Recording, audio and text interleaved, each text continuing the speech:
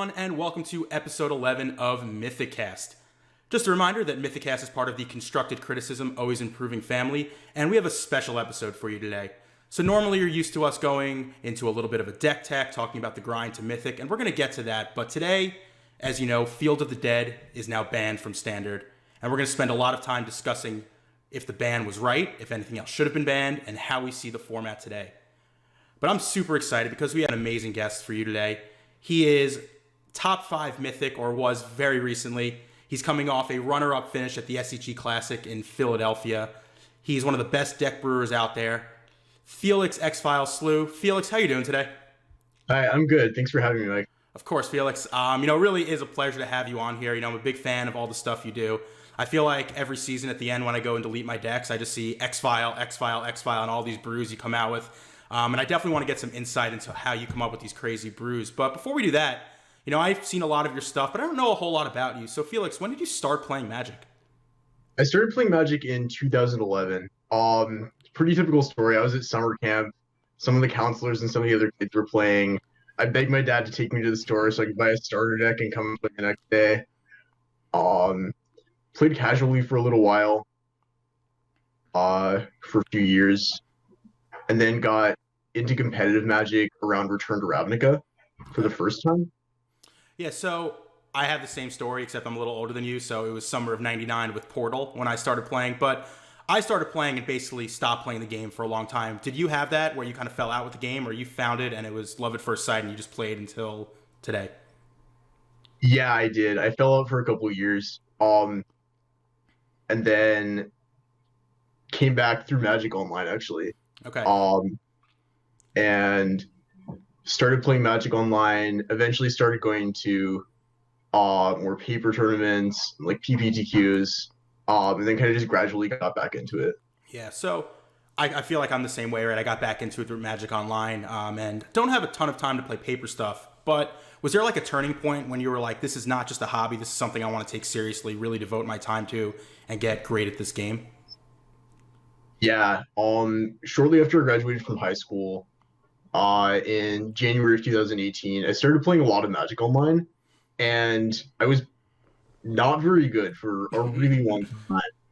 But just seeing starting to do better in challenges, and eventually top 8ing a challenge for the first time, and then consistently kind of putting up top 16s and top 32s, and just seeing that gradual progress felt really good.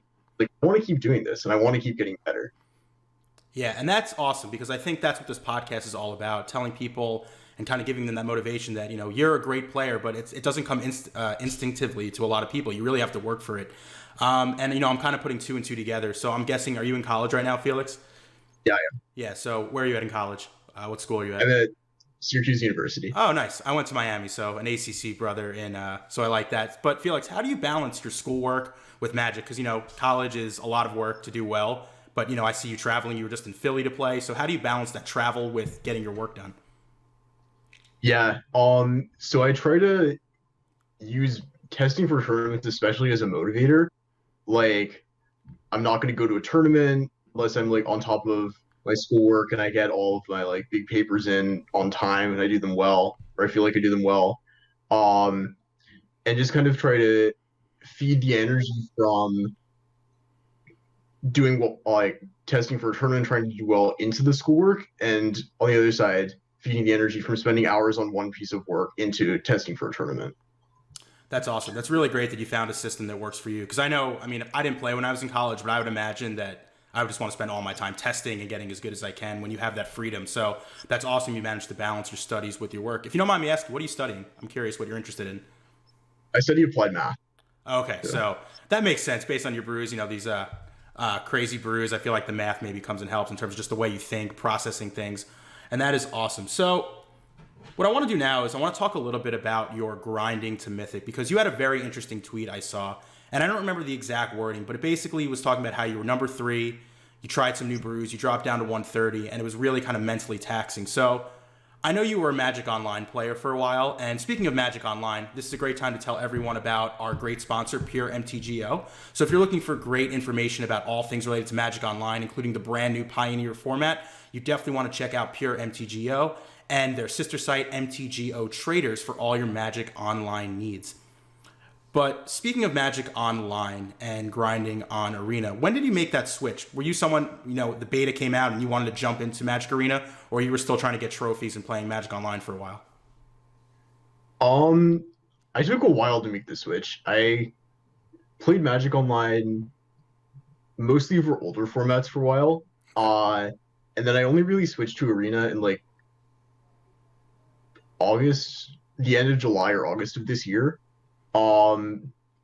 Just because it was really easily accessible, and I saw the first MCQW, the Mythic Championship qualifier weekend, and like everyone was excited about it, and the Mythic Championship had like the flamethrowers or whatever in there. And it just seems like a cool thing to get into. So I tried grinding the Mythic at the end of the month. Made it. Couldn't play the last MCQW unfortunately because it was the same weekend as another tournament. Mm-hmm. But then when I needed to test for more standard tournaments, I started using Arena. I just kind of got more into it that way. So it wasn't so much an intentional thing. It more just came out of what was the most convenient for paper Magic, and then actually really liking it and feeling kind of motivated to grind more.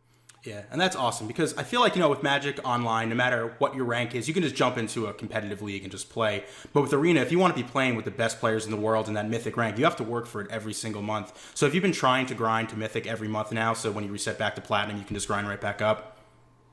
Yeah, I have. Yeah, so let's talk about your grind up this month. So we know Field of the Dead is banned, but when you were grinding up to Mythic, it wasn't. So what deck were you mainly grinding with, or were you switching a lot depending on what you saw in the meta? I switched a bit. So when I was grinding up, the first part of it was before Philadelphia, and I was playing Standard on my team, so I had to test for the tournament. I played a lot of Mono Black. Then the last few days, I found out Golos was really good, and so I played a lot of Golos. And then after the tournament, I played a bit more Golos, but wasn't really doing too well with it. I switched to this like green-white aggro deck with all the glitters and Lovestruck Beasts and lots of these huge cheap creatures to just kind of beat Golos down before they can do anything. Yeah. And finish up getting with that.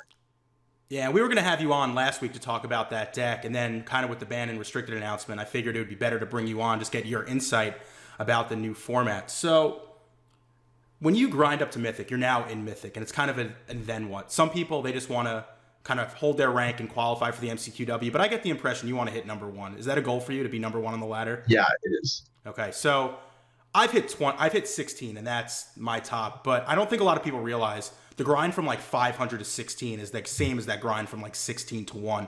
Can you tell us about like the wins and losses and how that swung your rank, just so people have an idea of how difficult that is? Yeah, so there was one point when I was at my highest rank, I was at rank 4. I won and stayed at rank 4. I won again, moved up to rank 3 on the second win. Won again, stayed at rank 3, and then lost and dropped to rank 5, and lost like 2 more times in a row, and I was down to like 50. Yeah, and so even though I'd had an even record in those, I dropped like 45 ranks. Yeah, and that's just how the ladder works. I remember it was when I hit my top one, I was playing the Scapeshift deck right before LSV won GP Denver when it was kind of unknown. And I just lost 2 matches to Jund Dinos. And once you lose a few, it feels like it's impossible to get back up there. And mentally, how do you feel when, you've worked so hard to grind one rank, and then you lose 2 and suddenly you're back down to 50? Do you have to take a break? Do you want to grind right back and keep going? How do you handle that? It's pretty demoralizing. I want to grind right back, but I have to kind of tell myself it's not usually the best thing for me to do. Like, I'm not going to be taking the best lines I could take. I'm not going to be that focused on the game, maybe. So what I did on Sunday was I just played a couple matches of math, then got back to it and started playing better. But sometimes if I'm like really not in a mental state where I can play Magic, maybe I've been playing way too much or something, then it's usually better to just step away for a few hours or the rest of the day. Yeah, and I think the fact that you understand this lesson is so important, because I think a lot of people they lose their natural instinct because I can't end the night on a loss. I have to keep playing, and that's how you really tank your rank. You're not taking the correct lines. You're slamming cards down when you know they have counter spells. So for anyone listening, wondering about the grind, should I wait? Should I just keep playing? It's probably in your best interest to wait, kind of reflect. Even if it's 5 minutes, go do something else. Go get a glass of water, take a walk. But you definitely don't want to just keep rushing into games because that's a way to totally tank your rank. And as you just heard, it's a lot easier to lose ranks than it is to gain ranks. All right. Yeah. All right. So Felix, the reason everyone's here, the BNR announcement. Field of the Dead is no longer in Standard. Do you think they got it right? I think they did get it right. I think they could have also hit something from the blue-green food decks. But we've seen Field of the Dead for 3 months, and I didn't really like what I saw. It's not that fun to play against. It's pretty hard to target. The decks that target it have these super repetitive play patterns just like the field deck does. It's just really kind of an icky card, and I'm glad it's on. But we've seen what Oko can do for 2 weeks in a super warped metagame. And yeah, you could ban Oko or you could ban Nissa, but I would rather just have it play out for a few months and see what happens. Even if it is, I think, fairly likely that is the best deck and something from that deck is going to get banned eventually. Yeah, and I think they announced today also that they're open to banning something else. It's not like this is it until the next Pro Tour or Mythic Championship, I think it is. They said they're willing to ban stuff, and it'll be interesting to see, especially this weekend with the MCQW, if just food decks are everywhere. So speaking of the meta right now, do you see kind of the food decks as tier 0 like Golos was kind of perceived as before the ban, or do you think it's more of a tier 1 and it's not going to fully warp the meta like it was around Golos? I think it's fairly similar to Golos before the ban. The food decks, they remind me a lot of, if you were playing Standard summer of 2018, of Black Red Chain Whirler. That's when I started playing, so yeah. Yeah, they just have so many good cards. Like, you have Oko, which is the best 3-drop in the format. You have Questing Geese and Wicked Wolf, arguably the best 4-drops in the format. You have Nissa, which is the best 5-drop in the format. You have Hydra Crisis and Voracious Hydra as this really versatile top end. You have Golden Goose, which is possibly the best 1-drop in the format. And they just all go in this one deck. And you can play maybe this super synergistic deck with Cauldron Familiar and Witch's Oven to get around what they're doing. But you can't really match up against them in a mid-range deck because they just have better cards than you. And so it's really hard to knock a deck like that off its perch. Yeah, so I noticed you mentioned a lot of green cards and some blue cards, but no white cards. So do you think the Simic version is the better of the two between Bant and Simic? Yeah, I'm not convinced that Teferi Time Raveler or the white removal really add a lot right now. I've also been looking at Sultai versions of the deck with Noxious Grasp, which is quite good in the mirror. Mm-hmm. But there are a couple reasons with like Brazen Borrower making the mana too hard and that being a card I might potentially want to play that I wouldn't necessarily want to add a color. Okay, and I feel like it's, you know how good the deck is when we just totally don't even talk about Hydroid Crisis, one of the best cards in the format as well. So when it comes to the food decks, though, I'm curious what you think about how to best attack it. I heard you mention Sultai. Do you think Aether Gust and Noxious Grasp are main deckable cards right now? Yes, I do. I think Aether Gust more so. There aren't really a lot of decks that just have no targets in Esper colors. There's Mono Black and Esper Dance, which I don't think is the correct deck to bring to a tournament or ladder at all. So really just Mono Black. And that's kind of it. With Noxious Grasp, the decks it doesn't hit are Grixis colors. And so then you get Black-Red Sacrifice. It's a completely dead card against them. Maybe like Blue-Black Control or Grixis Control. It doesn't do anything against them. It's also more restricted in what it can hit than Aether Gust is. So like Aether Gust can hit Embercleave. Noxious Grasp can't hit the Great Henge or whatever the equivalent would be. So I think just because those restrictions, because Noxious Grasp is going to be more dead more of the time, I would look at Aether Gust a bit more closely. But I do think they're both main deckable cards. Just maybe I'd be a little more willing to up the numbers on Aether Gust to like 3 or 4, and Noxious Grasp maybe wouldn't be quite as willing to go that high. Okay, so I want to to go back to you talking about how you wouldn't bring Esper Dance to a tournament right now. So I don't know if you saw Brian and Jerry talk a little bit about the ban, but I think Brian Gottlieb right now is pretty high on Esper Dance. So I'm curious, why are you not high on that deck right now? Because I think the reason he stopped playing it was because of Golos, but now that Golos is gone, why don't you think that's a viable deck in the format? Well, Golos being gone is one difference from when Brian, I believe, won Fandom Legends with it. I think it was the first tournament in the new standard he won with Esper Dance, and then won 3 days later with Golos. Yeah. The other difference though is that every other deck in the format is just so much more tuned. Like Mardu Knights has Rotting Register and Embercleave, and it can just kill you. It wasn't doing that before.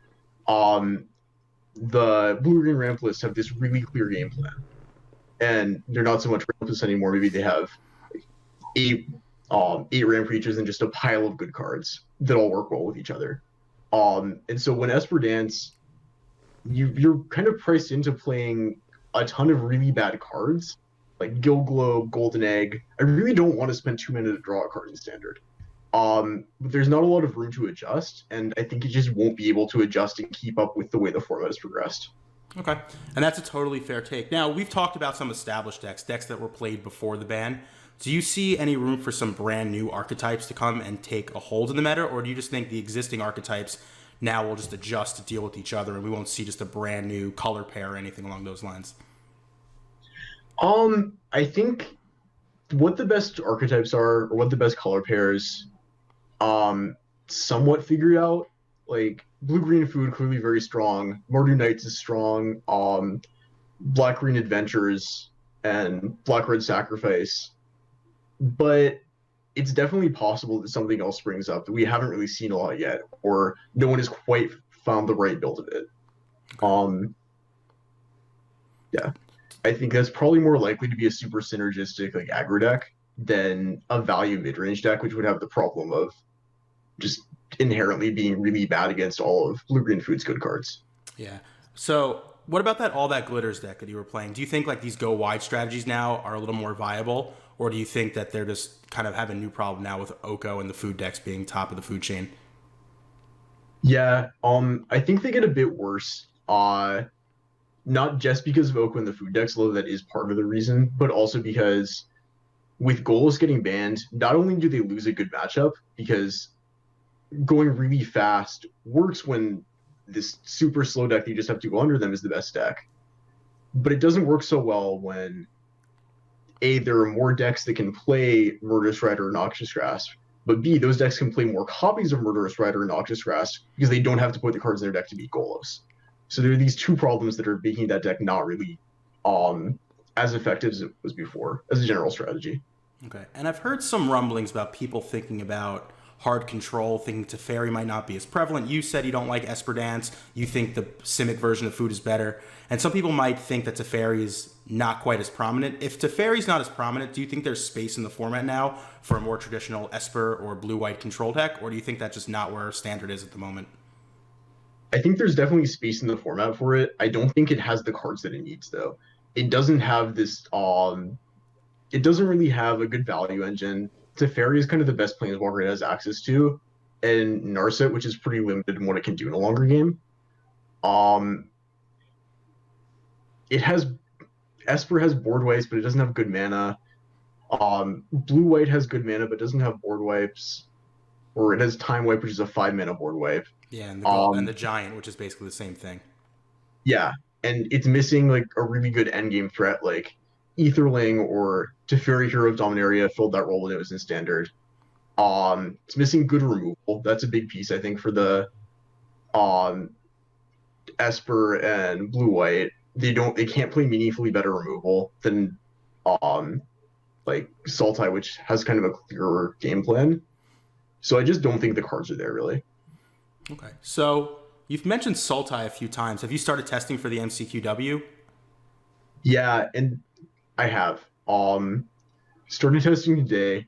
Kind of been doing some preliminary testing, but even if I figured Field was banned, or was going to get banned, I don't know if all my opponents figured that, and some of you people are now building their decks in ways where they're just expecting people not to beat Field. and that's closer to the metagame I'm going to be playing against. Yeah. So I know the patch went live on Magic Online today. Have you been testing on Magic Online, or are you just playing on Arena and hoping you don't see Golos decks? Yeah, I'm just playing on Arena. I haven't played against a single Golos deck so far, so that's going pretty well. Okay. Yeah, I feel like I haven't seen it either. I think people at this point realize there's kind of no point to be playing it. So I know you might have some super spicy secret tech. Would you mind sharing any sort of archetypes that seem promising, color pairs, or is that kind of confidential for your testing? Um, the color pairs I don't think are. The decks I'm looking at right now are blue green food, Mardu Knights, and black green adventures. I think I will probably end up playing one of those three decks. Okay.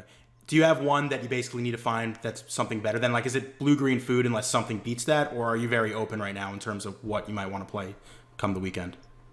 Yeah, I would probably say I'm blue green food unless something beats that. I think it's just the best deck. It's like the default best deck by a lot. Okay.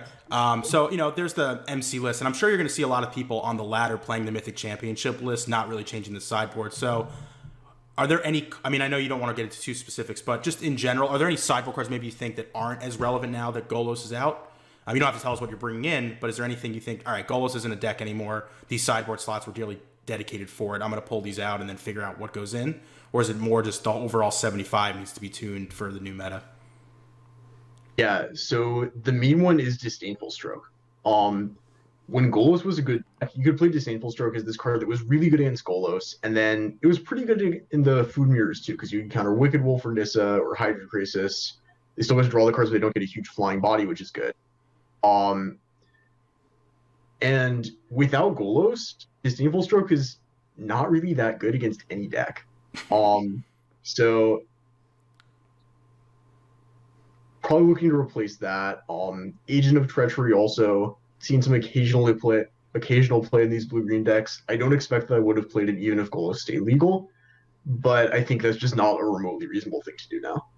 Yeah, I know you mentioned Brazen Borrower. I mean, I think when Throne of Eldraine was previewed, that was the most expensive card. People thought it was powerful, maybe not correct for the Golos meta, but I'm sure we'll see that card find its way into decks, maybe some cheaper counter spells depending on what people want to do. So Felix, do you have any other parting thoughts about the new standard, kind of your predictions in a month from now? Do we see Oko banned? Do you think people will figure out Oko, or is this just going to be a problem card until it's no longer in standard? I don't know if I would say I think it'll be banned in a month from now. I wouldn't be surprised if it's banned like in January or February when Theros Beyond Death comes out. So sort of on the same timeline as Smuggler's Copter. Mm-hmm. Banned when it came out. Yeah, I think, I don't Magic, they have all these cards. I don't think they want to print protection from planeswalkers on every single one of these creatures, because otherwise, basically your creatures are invalidated unless they do something on the turn they come down. So, Felix, I really appreciate you coming on. A little shorter episode than normal because we didn't do a deck tech, but I'm hoping we'll have you back either in the new standard, maybe next month. We'll definitely do something together. This was really insightful for me. So, Felix, can you tell us a little bit about where we can find you? Do you stream? Do you have Twitter? Where should we look out for you and your stuff? Yeah, my Twitter is at xfilemtg, and my Twitch channel is the same, twitch.tv/xfilemtg. Okay, awesome. So, one last thing for everyone, you can find all these podcasts, not only on YouTube, but anywhere you might get your podcasts, such as Stitcher, Apple Podcasts, Spotify, and all the other great websites. Felix, thank you so much. If I don't talk to you, good luck in the MCQW. I think it's just a matter of time before we see you qualify for one of these things. I know it's so difficult to go 10-0 or 10-1, but you're so young, you're so great at this game, and I think we'll see you on the big stage sooner rather than later. So Felix, thank you again. Thank you.